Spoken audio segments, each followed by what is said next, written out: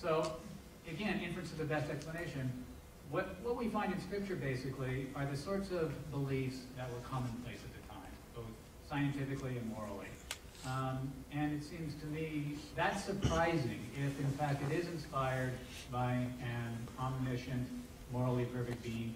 You would expect there to be signs of that in Scripture, and I don't see that.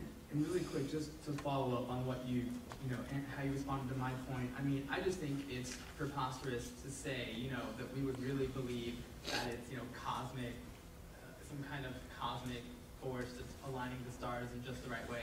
I mean, that's fine if you want to characterize atheists as that. I mean, but it's really a caricature of what an atheist really is and the way we, rationalize. And that's fine. Again, you're right. I don't know for sure if I saw that skywriting, if I would really believe it's God, or maybe aliens using some kind of beam to move the stars around to play a joke on us. You're right. Maybe I would believe that. I can't prove that I wouldn't. I can't prove it to you. But all I can say is that really, I mean, what is more likely here? What is more likely that atheists would see that as? I mean, I would propose, the individual to really answer that for themselves. I think it's a caricature for you to say that atheists are that skeptical. Well, it's funny you should say that there should be aliens that we may ascribe belief to, because that's exactly what some in the scientific community are doing. Panspermia. There's the idea that design explanations are perhaps the product of cosmic astronauts. Think of von Däniken. So you say that, but it's happening. On the other hand, I just want to point out, in terms of what about, should the Bible, that's a separate question. Should the Bible do that? I think that's highly controversial, but I think that it actually has. Like with respect to the opening verse of Genesis, right? In the beginning, God created. The universe began to exist was against all lights of the ancient Near Eastern cosmologies.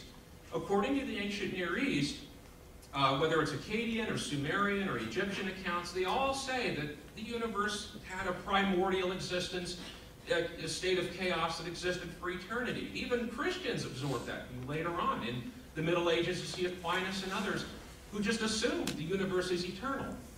But not until we get to modern science with Friedman of Lemaitre and Einstein, and then culminating in Edwin Hubble's discovery in 1929 about the universe began to exist.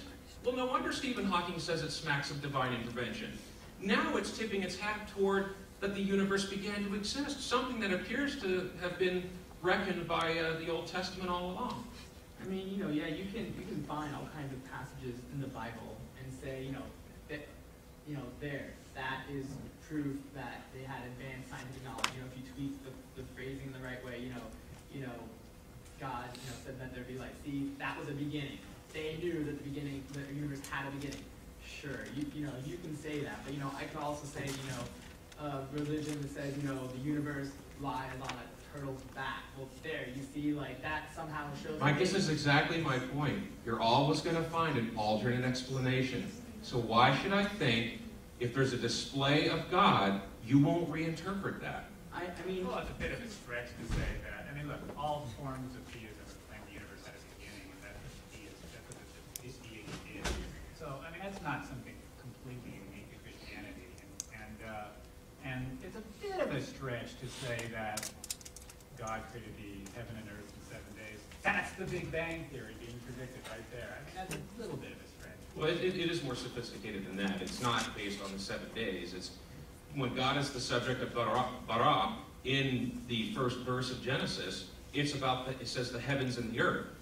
And that was just ancient speak for the universe. They didn't have a word for universe as such, that's what it was. Really quick, I mean, what about this? What if we say, all right, let's just use as, a measure whatever the orthodox scientific principles are, What is a majority of scientists think, and we can use that as a measure and say, they are looking for truth, objective truth. They're not being overly skeptical or, overly, irrational. Either way, they're what we should use as a measure. Let's look at what they say. And a majority of them believe in Big Bang Theory, evolution, things of that nature. It's a fraction of a percent that don't believe in evolution, for example. Let's just use that.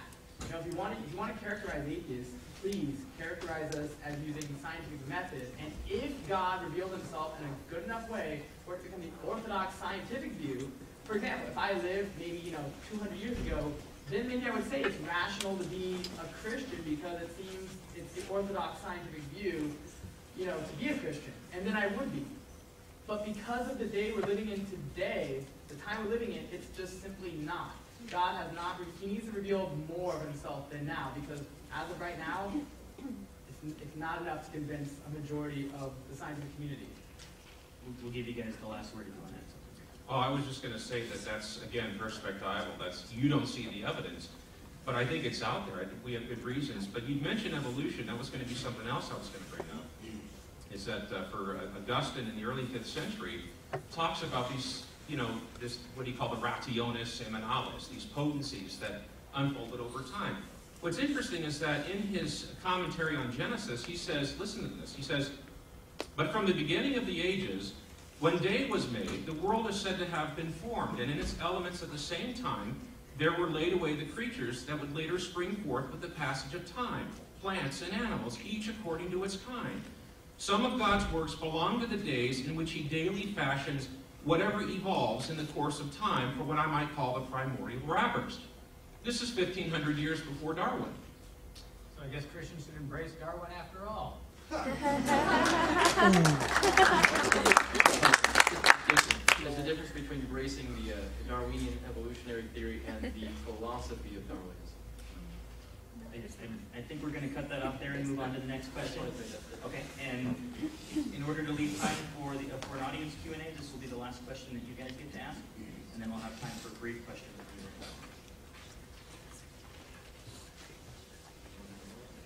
I'm just going to ask the straightforward question on the bottom.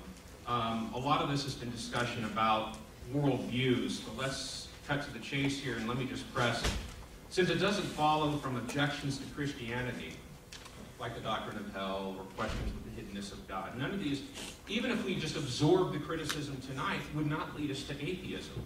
So let me just ask a straightforward question.